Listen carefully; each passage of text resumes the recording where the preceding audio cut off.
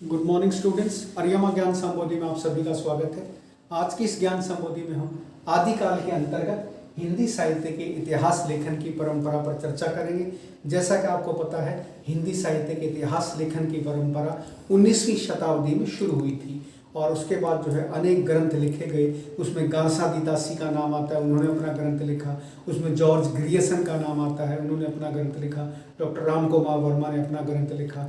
मिश्र बंधु विनोद ने अपना ग्रंथ लिखा। हजारी प्रसाद द्विवेदी ने ग्रंथ लिखा। रामचंद्र शुक्ल ने अपने ग्रंथ लिखे। तो इन सब ने जो है हिंदी साहित्य के इतिहास लेखन की परंपरा को आगे बढ़ाया। तो मैंने कुछ बिंदु तैयार किए हैं, इन बिंदुओं पर ही अपनी चर्चा को केंद्रित रखेंगे। तो आइए हिंदी साहित्य के इतिहास लेखन की परंपरा की शुरुआत करते हैं। जैसा कि मैंने आपको अभी बताया, हिंदी साहित्य के इतिहास लेखन की परंपरा आधुनिक काल में प्रारंभ हुई थी तथा इसकी शुरुआत जो है 19वीं शताब्दी में हुई थी। इससे पूर्व हिंदी के कुछ कवियों और लेखकों ने भी प्रयास किए थे, परंतु उनमें आंशिक हिंदी साहित्य इतिहास लेखन के ही दर्शन होते हैं। इसमें जैसा कि 84 वैष्णवन की वार्ता आती है गोकुलनाथ जी की, उन्होंने एक पुस्तक और लिखी थी 252 वैष्णवन की वार्ता। इसमें भी हिंदी साहित्य के प्रारंभिक इतिहास लेखन के आंशिक दर्शन होते हैं। और एक नाभादास जी की भक्तमाल रचना भी थी, उसमें भी जो है हिंदी साहित्य इतिहास लेखन के आंशिक दर्शन होते हैं। इन पुस्तकों का अपने आप में महत्व है। ये तीनों पुस्तकें जो हैं वार्ता शैली में लिखी गई थी और अपने संप्रदाय विशेष से संबंधित थी, क्योंकि ये सभी के सभी कहीं ना कहीं किसी संप्रदाय से जुड़े हुए थे। कोई वल्लभ संप्रदाय से जुड़ा हुआ था, कोई चैतन्य संप्रदाय से जुड़ा हुआ था। तो ऊपर की जो रचनाएं हैं 84 वैष्णवन की वार्ता और 252 वैष्णवन की वार्ता, उसमें जो है गोस्वामी वल्लभाचार्य जी का वर्णन किया गया है, उनके शिष्यों के बारे में बताया गया है। तो ये शुरू एक तरह से वार्ता शैली में जो है हिंदी साहित्य के इतिहास लेखन की आंशिक शुरुआत हुई थी। यदि हम आगे बात करते हैं तो साहित्य इतिहास लेखन की परंपरा का प्रारंभ 19वीं शताब्दी में फ्रेंच विद्वान गार्सादीतासी की सन 1839 और 1847 में प्रकाशित रचना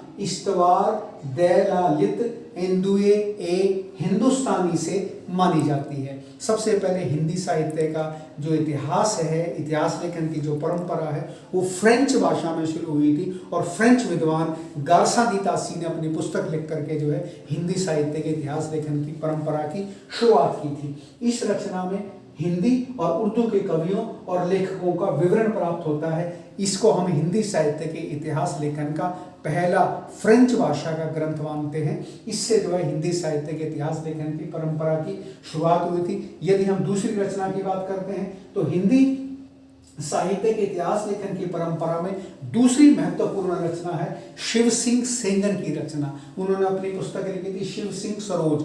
ये जो है 1883 ईस्वी में पुस्तक लिखी गई थी और इसमें क्या था, इस रचना में लगभग 1000 छोटे बड़े कवियों के जीवन चरित्र, रचनाओं और उनकी कविताओं के उदाहरण दिए गए हैं। कुछ विद्वान जो है शिव सिंह सेंगर की रचना शिव सिंह सरोज को प्रामाणिक मानते हैं और कुछ इसको अप्रामाणिक मानते हैं। ग्रंथ को अप्रामाणिक नहीं, इसमें जो तथ्य दे रखे हैं, कुछ लोग उन तथ्यों को प्रामाणिक मानते हैं और कुछ उन तथ्यों को अप्रामाणिक मानते हैं। यदि हम तीसरे ग्रंथ की बात करते हैं तो हिंदी साहित्य के इतिहास लेखन की परंपरा में तीसरा प्रयास किया था सर जॉर्ज ग्रियर्सन ने। उन्होंने 1888 ईस्वी में एक रचना लिखी थी जिसका शीर्षक था the modern vernacular literature of Hindustan. इस रचना में उन्होंने जो हिंदी साहित्य के इतिहास का वर्णन किया था और इस रचना में उन्होंने कालक्रमानुसार वर्णन किया था। इस ग्रंथ में ग्रियर्सन ने केवल हिंदी के कवियों को ही शामिल किया था।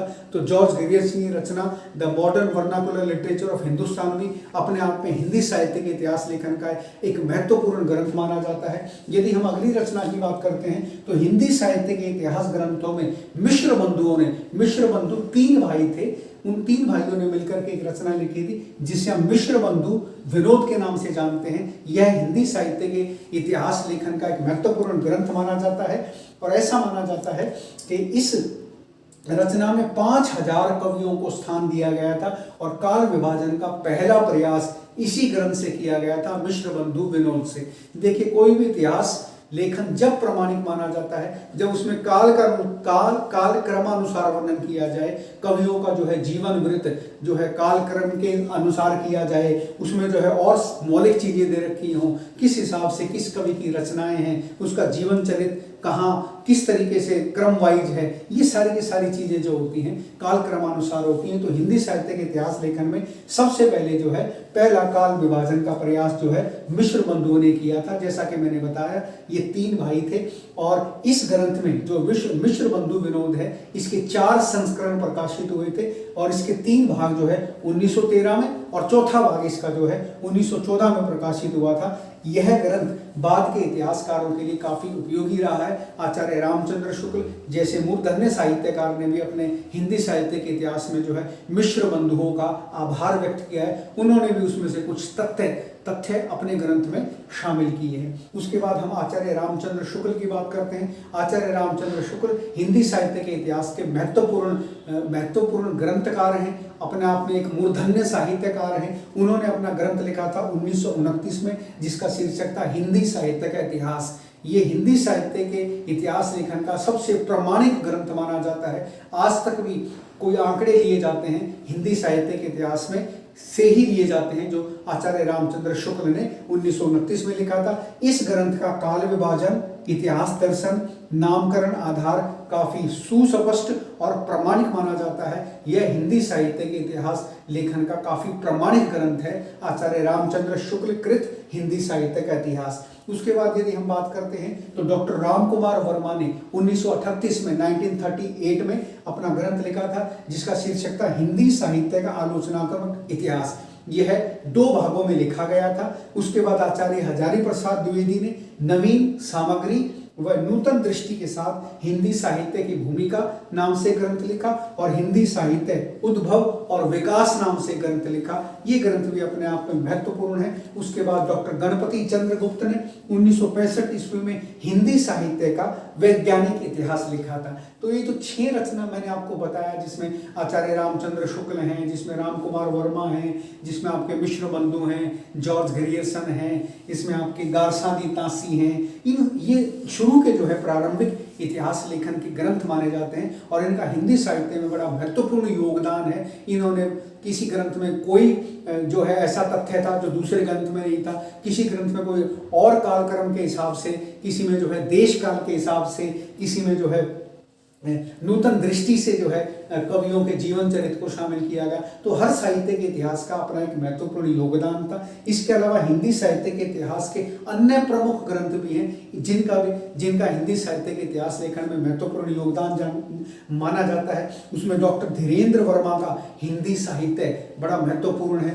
उसमें दूसरी रचना है डॉक्टर नगेंद्र की रीति काव्य की भूमिका। इन्होंने भी अपना एक ग्रंथ लिख करके जो है हिंदी साहित्य के इतिहास लेखन में अपनी महत्वपूर्ण भूमिका निभाई।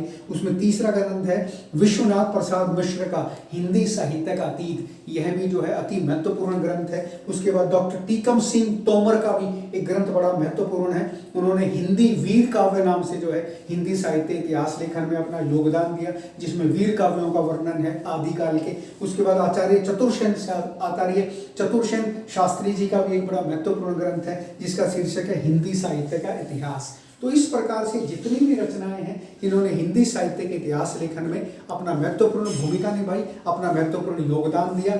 मैं समझता हूँ बिंदुओं के माध्यम से मैंने आपको हिंदी साहित्य के इतिहास लेखन की परंपरा को संक्षिप्त रूप से बताने का प्रयास किया। इस प्रयास के पीछे जो है मेरा उद्देश्य यही था कि आपको पता चले कि हिंदी साहित्य के इतिहास लेखन में किन लेखकों ने अपनी भूमिका निभाई, किन लेखों के जो है प्रमाण ज़्यादा प्रामाणिक माने गए हिंदी साहित्य इतिहास लेखन की दृष्टि से।